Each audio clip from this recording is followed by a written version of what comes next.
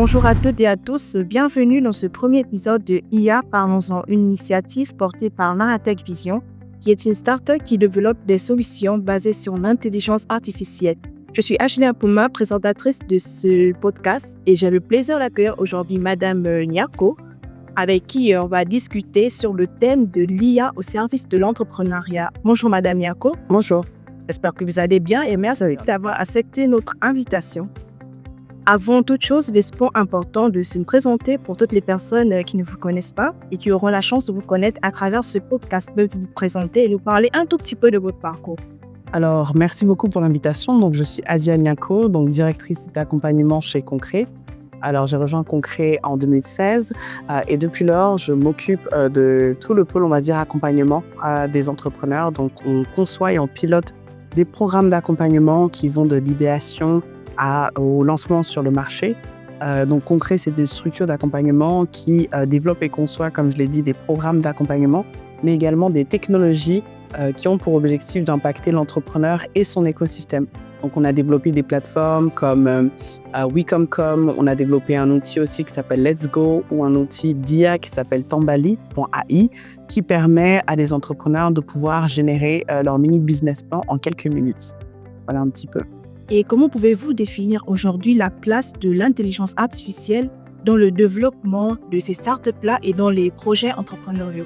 Alors, on voit que l'IA, comme dans beaucoup de secteurs et dont l'accompagnement, est vraiment un tournant parce qu'il permet vraiment de pouvoir accélérer l'accès à l'information pour les startups pour lesquelles jusque-là, c'était encore un peu compliqué d'accéder à certaines informations critiques pour le développement de leur start-up. Et l'IA permet également de pouvoir accélérer aussi le développement de leur start-up, en particulier dans le développement de leurs produits ou de leurs services. Là où vous pouvez prendre jusque-là quelques mois pour mettre en place un prototype ou même un MVP d'une application, avec l'IA, en quelques minutes, on peut avoir quelque chose qui nous permet de travailler sur un produit fini assez rapidement. J'ai parlé tout à l'heure de l'outil Tambali qu'on a mis en place, qui est aujourd'hui alimenté par l'IA.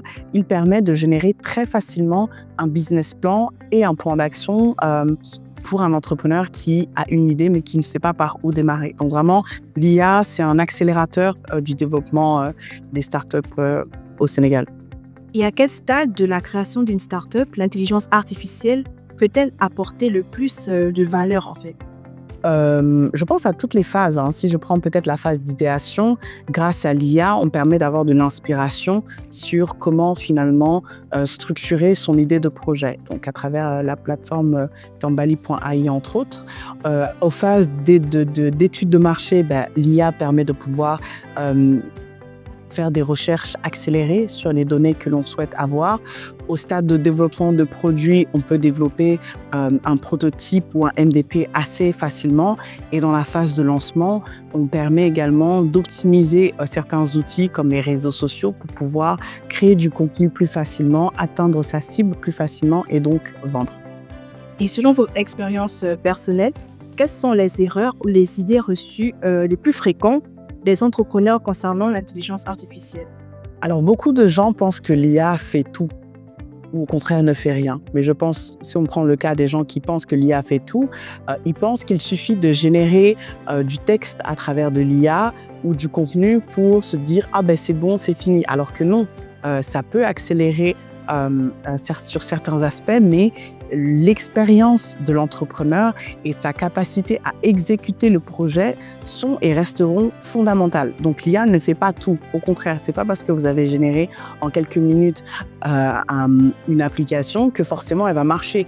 Derrière, il y a énormément d'aspects qu'il faut que vous puissiez maîtriser. La connaissance du marché, le fait de savoir les petites subtilités de vos clients, etc. Donc ça, c'est vraiment des erreurs que commettent les gens fréquemment. De l'autre côté, des gens qui pensent aussi que il faut forcément avoir un profil d'ingénieur technique pour utiliser des outils d'IA. C'est pas le cas. Aujourd'hui, il y a énormément d'outils qui nous permettent d'aller vite et sans avoir de compétences forcément technologiques ou techniques. L'IA est parfois perçue comme complexe pour certains et coûteuse pour d'autres. Comment les entrepreneurs peuvent l'intégrer de manière progressive et responsable? Alors, par rapport au coût, je pense que quand même l'IA est une technologie qui rend l'accès à l'information, l'accès aux outils de manière très abordable.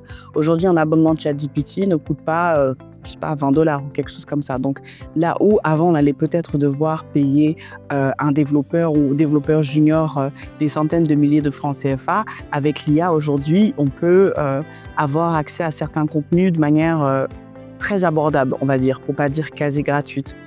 Sur la partie éthique, je pense qu'il est quand même important de sensibiliser autant les personnes qui veulent utiliser l'IA que les créateurs de start-up sur le fait qu'il faut avoir un usage responsable de l'IA, c'est-à-dire il ne faut pas donner d'informations personnelles, il ne faut pas l'alimenter avec des données personnelles des gens et surtout derrière aussi, il faut faire attention avec les résultats qui sont générés par l'IA.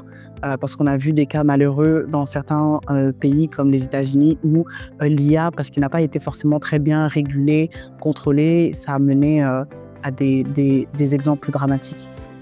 En parlant d'éthique, les questions d'éthique et de responsabilité sont de plus en plus fréquentes. Comment vous faites pour les sensibiliser justement à ce propos-là?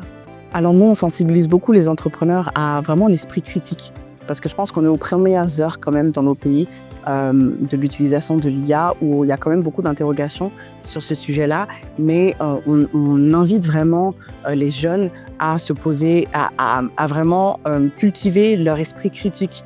L'IA va te proposer des résultats. Comment est-ce que toi, tu fais pour questionner ce que l'IA va te produire? Comment est-ce que tu te positionnes par rapport à ces résultats? Comment est-ce que tu challenges en fait tout ça? Et donc ça, je pense, ça fait partie de ce travail de responsabilité qu'on doit avoir vis-à-vis de l'IA et des résultats qu'il produit. Exactement. Pouvez-vous nous partager un exemple ou un retour d'expérience d'une start-up que vous avez accompagnée où l'IA a joué un rôle important, voire clé?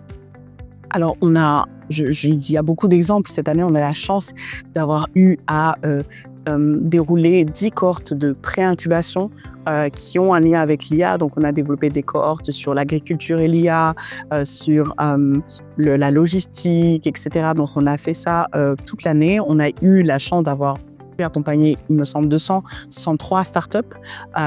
Donc dans différents secteurs. L'un des premiers exemples qui me vient en tête, c'est on est parti à Podor ou Louga, pardon. Oh là là, Louga. Moi, j'étais partie à Louga, mais les autres étaient partis à Podor, mais à Louga. J'étais impressionnée de voir comment est-ce que les entrepreneurs qui, a priori, n'étaient pas initiés par rapport à l'IA, avaient eu à développer des contenus de communication grâce à l'IA, des cartes de visite, etc., qui ont contribué à professionnaliser en fait leur démarche et leur ont permis d'acquérir des clients. Donc ça, c'est vraiment pour montrer à quel point l'IA est accessible.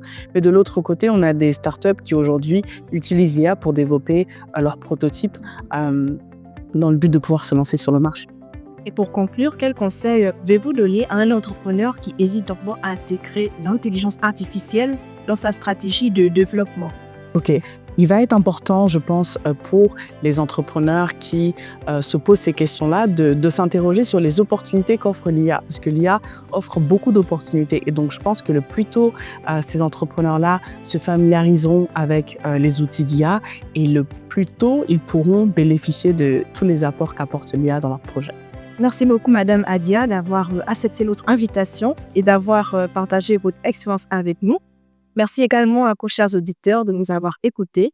On retient que l'intelligence artificielle, lorsqu'elle est bien utilisée, peut être un véritable outil de productivité pour les entrepreneurs ainsi que les startups, à condition de l'utiliser de manière responsable. On se retrouve très bientôt pour un nouvel épisode de IA par Moscou.